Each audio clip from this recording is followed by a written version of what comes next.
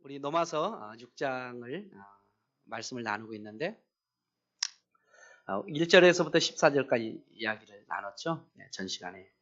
전 시간에 나눴던 그 말씀 가운데 그 바울이 로마 교회 성도들에게 그 설교를 했는데 말씀을 전했는데 어떤 이해하지 못하는 그런 성도들 깜빡 졸다가 잘 이해하지 못했던 그런 성도들이 있었던 것 같아요. 그래서 바울에게 이런 질문을 했다고 했죠. 로마서 5장 20절에 보면 제가 더한 곳에 은혜가 더욱 넘쳐나니 라는 이 말씀.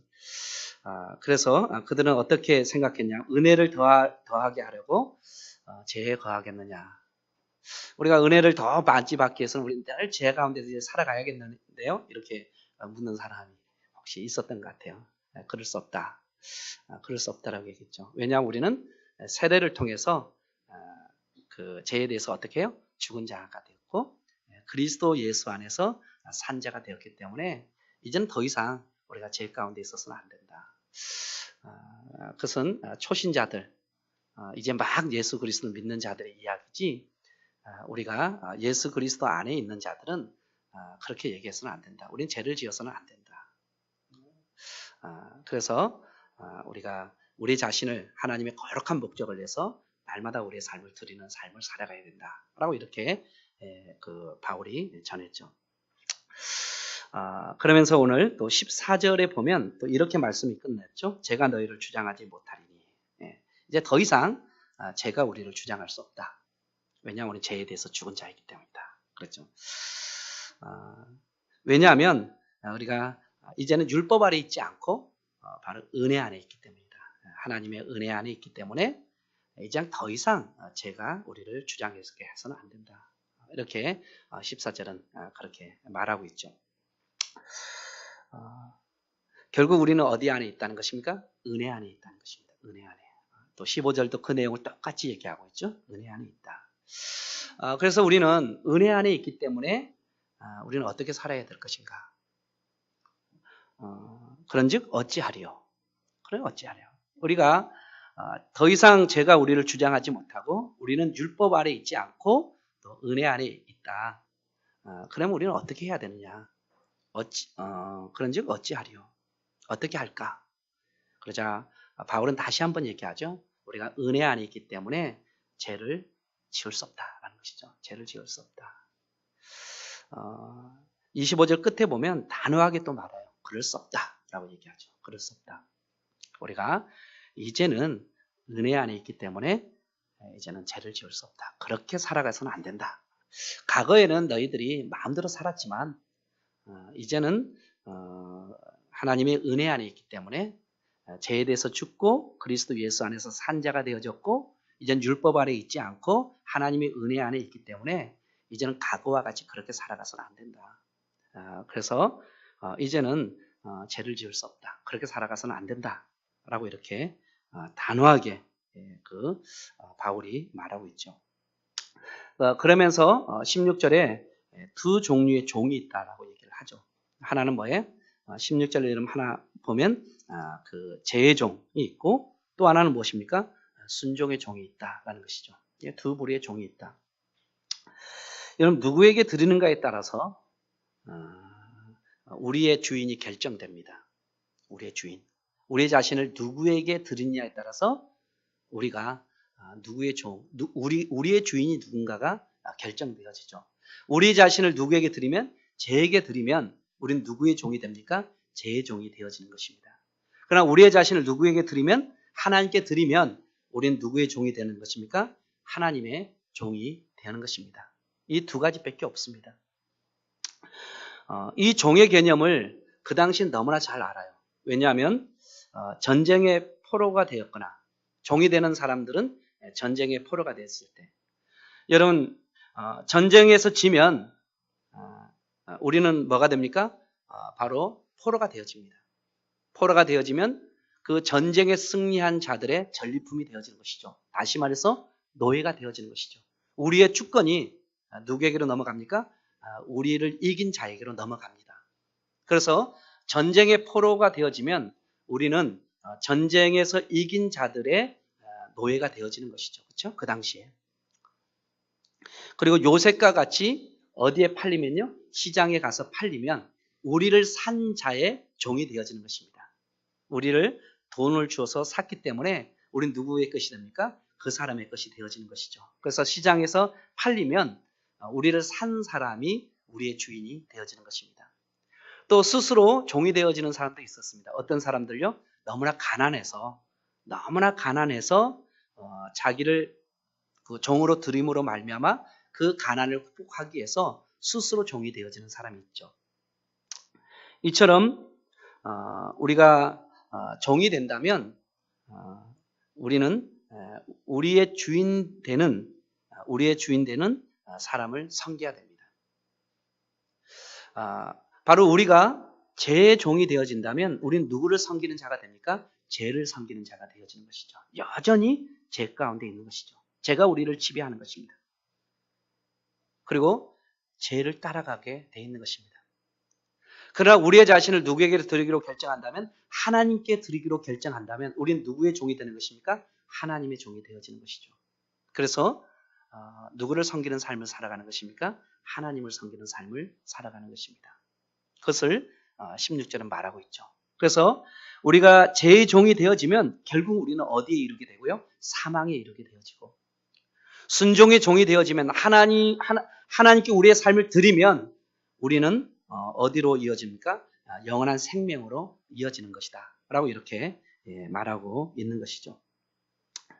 여러분, 마태복음 6장 24절에도 이렇게 말하죠. 예수님께서 한 사람이 두 주인을 섬기지 못한다. 우리의 주인이 물질이면 우리는 누구의 종이 되냐? 물질의 종이 되어지는 것입니다. 그래서 물질이 끊임없이 우리를 지배하는 것이죠. 그래서 물질을 따라가고 물질을 섬기며 그리고 물질을 숭배하는 것이죠. 그러나 우리는 주님을 선택한다면 우리는 누구를 따라가는 것입니까? 주님을 따라가는 것이며 주님이 우리의 주인이 되어지는 것이죠. 그래서 한 사람이 두 주인을 섬길 수 없다. 돈이든지 하나님이든지 둘 중에 하나를 선택하라 라고 주님께서 말씀하시는 것이죠. 영적인 종도 마찬가지입니다. 자기를 드리면 반드시 종이 되어집니다. 우리의 자신을 드리면 우리의 자신을 받으신 분이 우리의 주인이십니다. 혹 우리의 자신을 드리면 우리는 죄 가운데 있는 것입니다.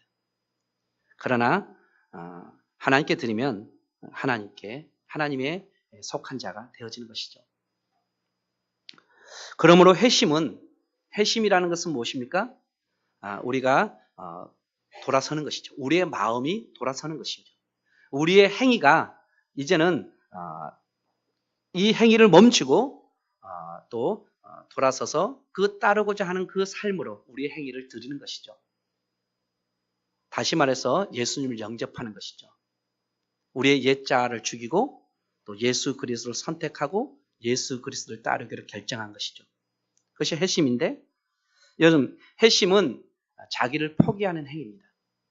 자기의 자아를 포기하지 아니하면 절대 우리는 주님을 따를 수 없습니다. 주님의 종이 될 수 없습니다. 그렇기 때문에 회심한다는 것은 바로 자기의 자아를 포기하는 행위를 말하는 것입니다. 다시 말해서 하나님의 종이 되겠다는 선택과 결정입니다. 이제는 우리가 누구의 종이 되겠다? 하나님의 종이 되겠다는 것입니다. 그렇게 선택하고 결정하는 것입니다. 그리고 우리는 이제는 하나님의 종으로서 하나님의 말씀에 순종하며 하나님의 말씀을 따라 살아가겠다라는 결단인 것이죠. 이것이 바로 우리가 하나님을 선택한 것입니다. 사랑하는 성도 여러분, 우리의 주권자는 누구십니까? 우리의 주권자는 오직 예수 그리스도십니다. 그렇다면 우리의 주권자 되시는 주님께 우리의 삶을 드리는 것이죠. 우리는 하나님의 종입니다. 그렇다면 우리의 주인 되시는 하나님께 우리의 삶을 드리는 것입니다. 이것이 바로 종의 삶입니다. 이것이 바로 하나님의 자녀의 삶입니다. 우리는 하나님을 선택했습니다. 그리고 우리는 예수 그리스도를 우리의 주권자라고 고백합니다. 그렇기 때문에 우리를 통치하시고 우리를 다스리신 분은 우리의 주권자 되시는 예수 그리스도만이 우리를 다스리십니다. 제가 우리를 다스릴 수 없습니다. 왜냐하면 우리의 주권이 어디에 속해 있기 때문에? 하나님께 속해 있기 때문에. 우리의 통치자가 바로 예수 그리스도이기 때문에 우리의 주권자 되시며 우리의 통치자 되시는 예수 그리스도가 우리를 다스리게 되어지는 것입니다. 왜냐하면 우리 자신을 주님께 드렸기 때문입니다. 이제는 우리의 제 종이 아닙니다. 제가 우리를 지배하게 해서는 안 됩니다. 우리는 누구의 종으로 살기로 결정했기 때문에요. 하나님의 종으로 살기로 결정했기 때문에 우리는 바로 죄 가운데 있어서는 안 됩니다. 제가 우리를 다스리게 해서는 안 됩니다. 우리를 지배하게 해서는 안 됩니다. 이제는 율법 아래 있지 않습니다. 이제는 은혜 안에 있습니다. 이제는 우리는 스스로 선택하기를 제 종이 아니라 하나님의 종으로 살기로 결정했습니다. 사망의 권세가 우리를 다스리는 것이 아니라 그리스도의 주권이, 생명의 주권이 우리를 다스리시는 것입니다. 그런 점에서 우리는 우리의 주인이 하나님이십니다. 우리의 주권자가 그리스도십니다. 그러므로 바울은 단호하게 말하죠. 뭐라고 말합니까? 죄가 우리를 지배하게 해서는 안 된다. 죄 가운데 있어서는 안 된다. 이제는 우리는 은혜 안에 있는 자다. 그러므로 이제는 하나님의 종이 된 우리가 하나님을 섬기는 삶을 살아가야 된다. 순종의 삶을 살아가야 된다. 그래야만이 우리를 끊임없이 어디로 이끌어 간다는 것입니까? 생명으로 이끌어 간다는 것입니다. 사랑하는 성도 여러분, 우리 17절에서부터 19절까지 우리가 세례를 받고 우리가 회심할 때 어떤 변화가 일어났습니까? 본래 우리는 어떤 존재였습니까? 17절에 죄의 종이었습니다. 우리는 본래 죄의 종이었습니다. 로마서 1장 21절에 말하는 같이 하나님을 알되 하나님을 영화롭게도 하지 아니하며 감사하지도 않고 오히려 우리의 생각과 우리의 마음이 어떤 것을 쫓아갔습니까? 허망한 것을 쫓아갔습니다. 그리고 우리는 어디에 있었냐면 어둠 가운데 있었습니다. 그래서 하나님께서 우리를 그냥 정욕대로 살아가도록 내버려뒀습니다. 우리는 전에는 허망한 것을 따라갔습니다. 바람이 불면 사라질, 썩어질 것들, 그런 것들을 쫓아갔던 삶이었습니다. 그런 우리에게 무엇을 우리가 알게 되냐면 복음을 알게 됐습니다. 우리 17절 여러분 보면 너희가 본래 제 종이었더니 너희에게 전하여 준 바 교훈의 본, 이 교훈의 본이라는 것은 바로 복음입니다. 복음. 바로 하나님의 말씀인 진리입니다. 복음을 알게 되어졌고 진리를 깨닫게 됐습니다. 무엇으로요? 마음으로요. 그래서 우리의 복음을 그리고 우리가 깨달아진 하나님의 참된 진리를 우리가 알게 되어졌고 그것에 순종하기로 결정했다는 것입니다. 그럴 때 우리에게 어떤 일이 일어납니까? 죄에서 해방돼서 하나님의 자녀가 되어진 것입니다. 놀라운 변화이죠. 사랑하는 성도 여러분, 전에는 허망한 것을 쫓아갔습니다. 전에는 우리의 생각과 우리의 마음과 우리의 지식이 참으로 이 땅에 허망한 것을 쫓아갔던 삶이었습니다. 영원하지 않는 썩어질 것들을 갖고 그것을 위해서 살아갔습니다. 우리는 태어나서 지금까지 수많은 시간과 수많은 물질과 수많은 노력과 수많은 것들이 무엇을 위해서 투자하며 살아갔냐면 허망한 것을 위해서 투자하며 살아간 것입니다. 그것에는 영원한 것이 없었습니다. 그것에는 진정한 가치가 없는 것이었습니다. 이 세상엔 가치 있다라고 말하지만 이 세상에서는 가치 있다라고 여기는 것이지만 하나님 안에서는 허망한 것이었습니다. 한낱 그냥 그 바람 불면 사라질 것들에 대한 것이었습니다. 여러분, 우리에게 어떻게 영원한 가치를 볼 수 있습니까? 우리에게 어떻게 영원한 가치를 위해서 우리의 삶을 드릴 수가 있었습니까? 우리는 영원한 것에 대해서도 알지 못했고 영원한 것을 위해서 우리의 삶을 드리는 삶이 아니었습니다. 우리는 늘 허망한 삶을 살아갔습니다. 허탄한 뜻을 정하여 그 뜻을 이루고자 달려갔던 것이 우리의 인생이었습니다. 그래서 우리는 썩어질 것이며 죽어질 것이었습니다. 그런데 우리에게 무엇이 우리에게 이루었습니까? 복음이죠. 복음. 그리고 우리에게는 영원한 것이 있다라는 것, 우리의 허망한 것이 아니라 우리에게 이 허망한 것을 쫓아가는 것이 아니라 더 영원한 그 가치가 있다는 것을 우리가 어떻게 알게 됐습니까? 하나님의 말씀을 통해서 알게 된 것이죠. 그것을 깨닫게 하신 것이 성령이죠. 그것을 진정으로 깨닫고 알게 하신 것이 성령 하나님이시죠. 말씀이시죠. 이제는 우리는 허망한 것을 쫓아가는 것이 아닙니다. 이제는 영원한 것을 위하여 살아가는 삶, 이것이 바로 그리스도입니다. 이 땅에서 썩어질 것을 위해서 살아가는 인생이 그리스도인이 아니라 하늘에 있는 영원한 것을 붙잡고 하늘에 있는 영원한 가치를 알고 그것을 심는 자가 이 땅에 살아가는 그리스도인입니다. 어떻게 해요? 놀라운 변화가 일어난 것입니다. 전에는 험한 것을 쫓아갔어요. 여러분 생각해 보십시오. 저도 예수 그리스도를 알기 전에는 험한 것을 쫓아다녔습니다. 그것이 전부라고 생각했습니다. 왜냐하면 그것이 보이는 거기 때문에요. 보이지 않는 것을 저는 알 수가 없었습니다. 그러나 예수 그리스도를 통해서 보이는 것이 전부가 아니라 보이지 않는 세계가 있다는 것을 알게 된 것입니다. 그 안에 영원한 가치가 있다는 것을 알게 된 것입니다.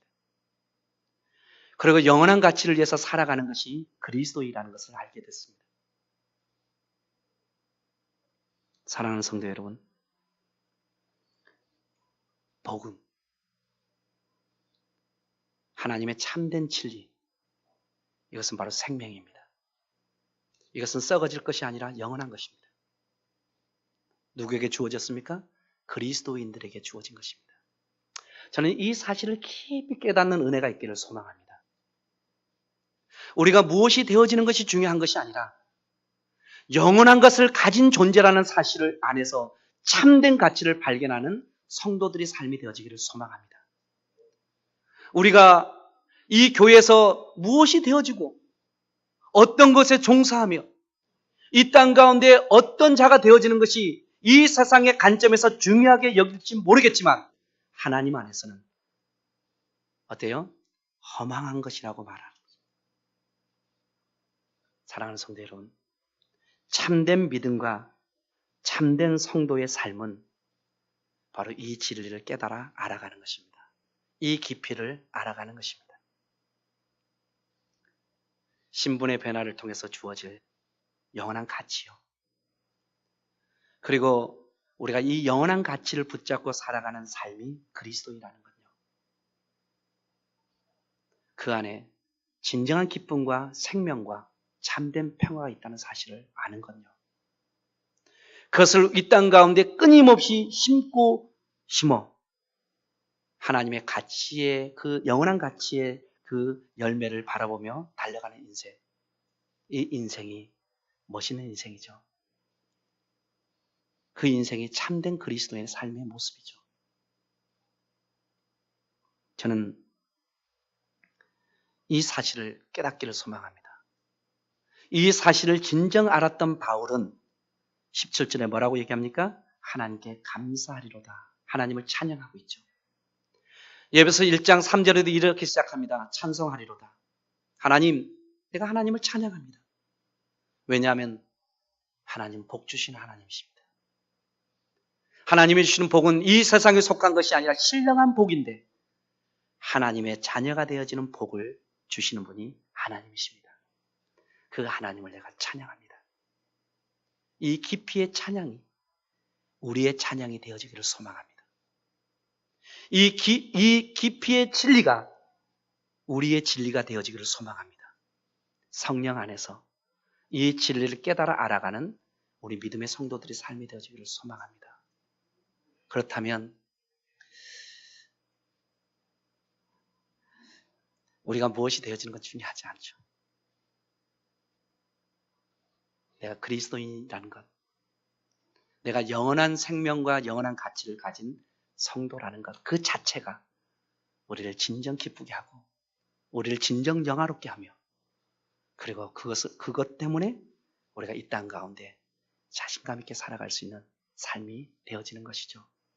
이런 깨달음, 이런 은혜가 우리 가운데 있기를 간절히 소망합니다.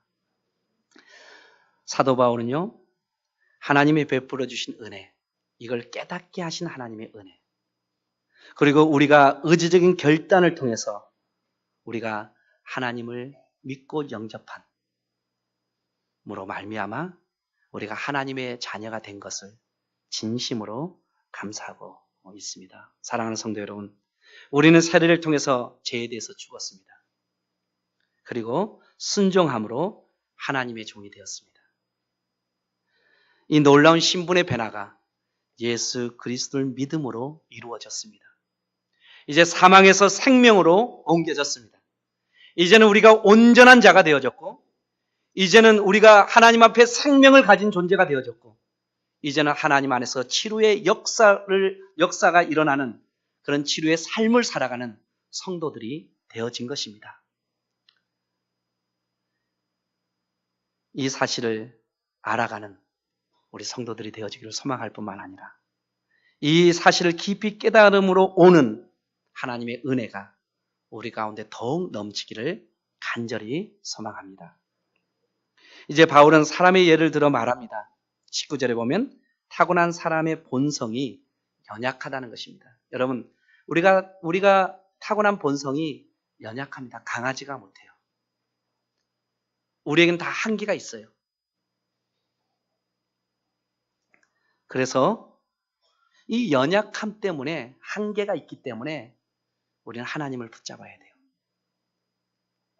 여러분, 19절 이제 잘 보십시오. 너희의 지체를 부정과 불법에 내주어 불법에 이르는 같이, 이 이른다는 단어, 중요한 단어입니다. 그리고 너희의 지체를 의에게 종으로 내주어 거룩함에 이르라. 이른 것, 이르자. 이것도 다 뭡니까? 동사입니다. 동사. 그냥 머물러 있는 것이 아니라 자라가는 것입니다. 여러분, 우리가 불법에 우리의 삶을 내어드리면 우리가 자라게 돼요. 뭐를 자라게 돼요?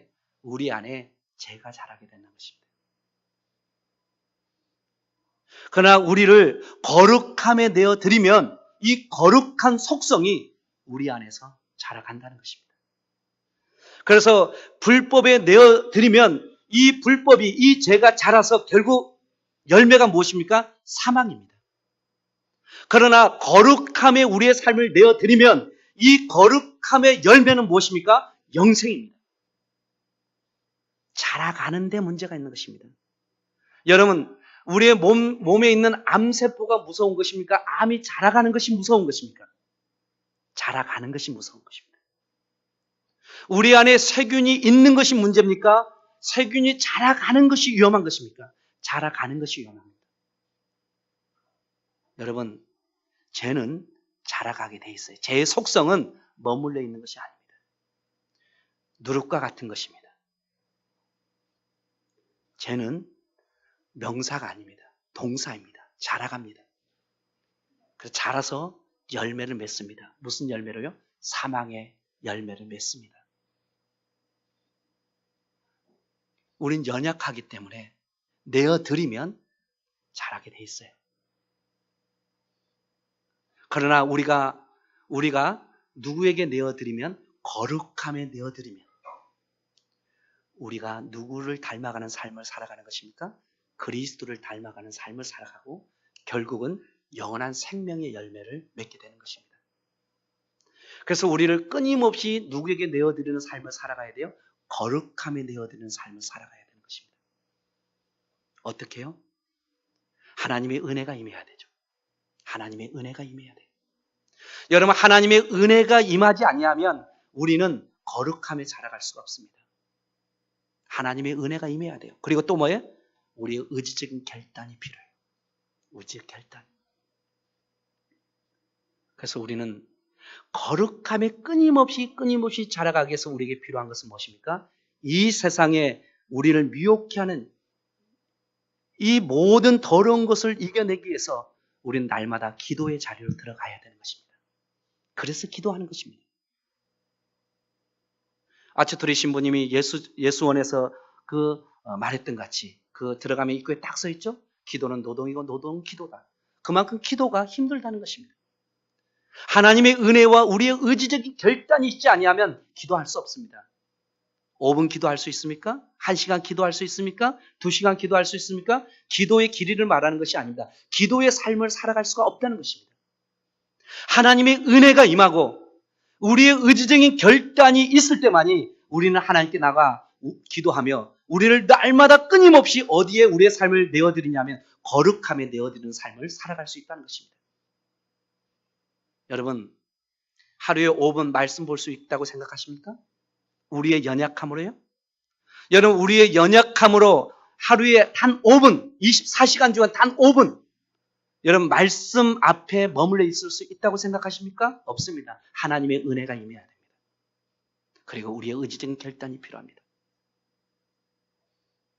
하나님의 은혜와 의지적인 결단을 통해서 우리는 날마다 어디로 들어가야 됩니까? 하나님의 말씀 안으로 들어가야 됩니다.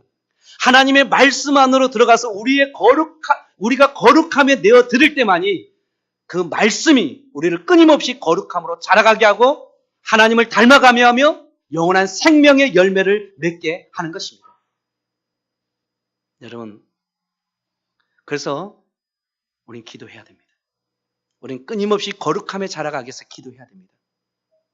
우린 끊임없이 거룩함에 내어드리기 위해서 우리는 말씀 가운데 머물러 있어야 됩니다. 그렇지 않으면 이 세상을 이길 힘이 없습니다. 우린 연약합니다. 일주일에 한 번 교회에 오죠. 그것도 1시간 예배 드리죠. 대부분 우리는 어디에 살아갑니까? 세상 가운데 살아가야 돼요. 우리는 세상 가운데 살아가야 됩니다. 우리는 세상의 소리를 들어야 되고 세상의 수많은 방법들에 노출되어져 있고 이 세속성에 우리는 노출되어져 있습니다. 그러면 우리는 그렇게 살아가는 것이 그리스도인이라고 생각합니다. 세상을 따라 세상의 방법과 세상의 소리와 세상의 이론과 세상 사람들이 살아가는 삶, 그 삶을 살아가는 것이 그리스도인이라고 생각합니다. 아닙니다. 그리스도인은 세상의 소리를과 세상의 방법을 따라가는 자들이 아닙니다. 하나님의 말씀을 듣고 하나님의 말씀을 따라 살아가는 것이 그리스도입니다. 그 속에 진정한 능력이 있습니다. 그 속에 진정한 거룩함이 있고 그 속에 진정 그리스도를 닮아가는 삶이 있고 그 속에 영원한 생명이 있는 것입니다. 이것을 가능케 하는 것은 말씀과 기도입니다. 우리를 끊임없이 거룩함에 내어드려서 우리가 끊임없이 우리의 삶이 그리스도를 닮아가는 삶을 통해서 하나님 앞에 열매를 맺는 삶은 세상을 이기는 것입니다. 무엇을 통해서요? 말씀과 기도를 통해서요. 그렇지 않으면 우리에게 무엇이 자라게 됩니까? 불법이 자라게 됩니다. 그렇지 않으면 우리에게 무엇이 자라게 됩니까? 부정한 것이 자라게 됩니다. 그렇지 않으면 우리에게 무엇이 자랍니까? 죄가 자라게 되는 것입니다. 머물러 있는 것이 아니라 자라기 때문에 문제입니다. 머물러 있는 것이 아니라 자라기 때문에 위험한 것입니다. 그리고 그 열매가 사망이기 때문에 위험한 것입니다.